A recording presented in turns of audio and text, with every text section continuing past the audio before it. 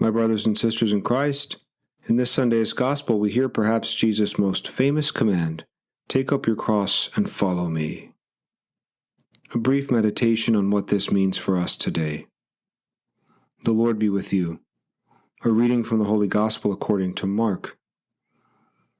Jesus and his disciples set out for the villages of Caesarea Philippi. Along the way he asked his disciples, "Who do people say that I am?" They said in reply, "John the Baptist, others Elijah, still others one of the prophets." And he asked them, "But who do you say that I am?" Peter said to him in reply, "You are the Christ." Then he warned them not to tell anyone about him.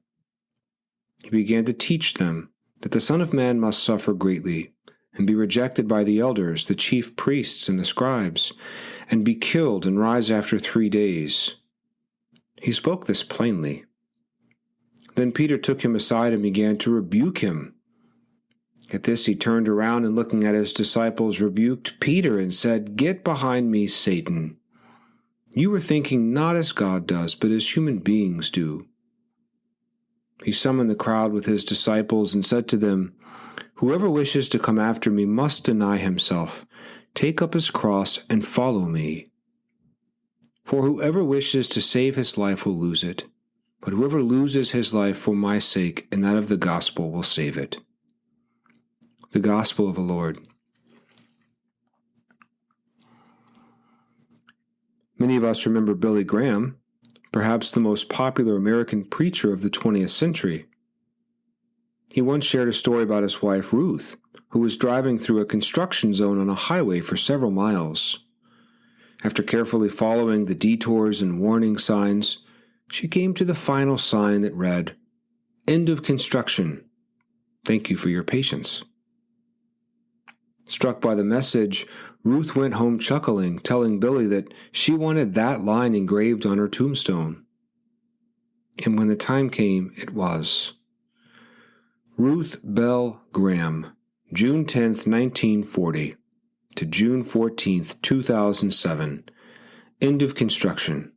Thank you for your patience. Like Ruth Graham, we're all a work in progress. Just consider Peter in today's Gospel. Jesus turns to Peter and the other disciples asking, "Who do you say that I am?" You can imagine the other 11 looking up or down, whistling, shuffling their feet, hoping not to be called upon. They've seen Jesus do miraculous things, but they remain unsure as to who he really is. But then Peter pipes up, "You are the Christ, the Son of the living God."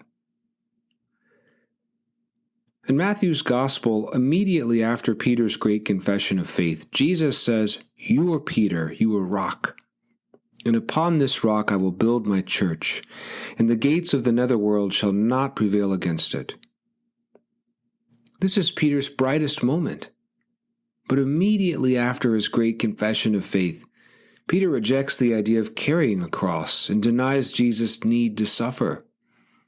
So Jesus rebukes Peter, calling him Satan. In a single passage, Peter experiences a dramatic high and a quick fall from grace.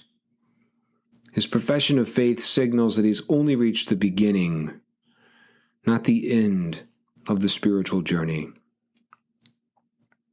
Like us, Peter remains a work in progress, so he tries taking up his cross again and resumes following Jesus. But what is this mysterious cross that Jesus is referring to?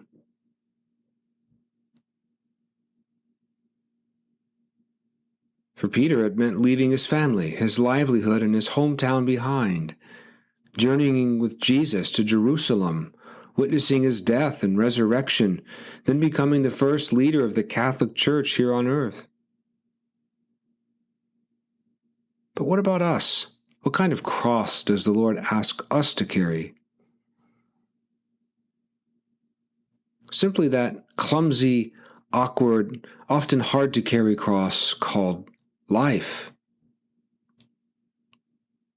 We might reinterpret Jesus' words in today's Gospel then, Whoever wishes to come after me must deny himself, take up his life, and follow me.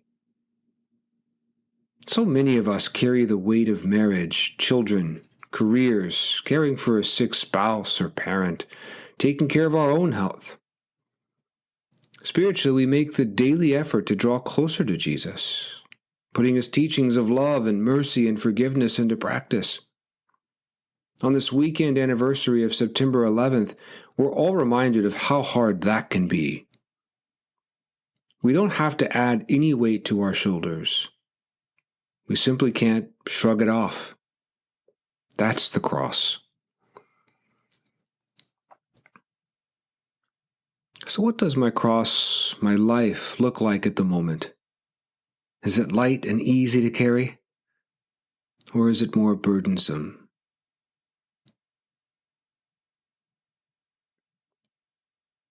However our crosses may feel at the moment, we start again, knowing that the Lord is with us, and like Peter, we're all a work in progress. Thank you for your patience.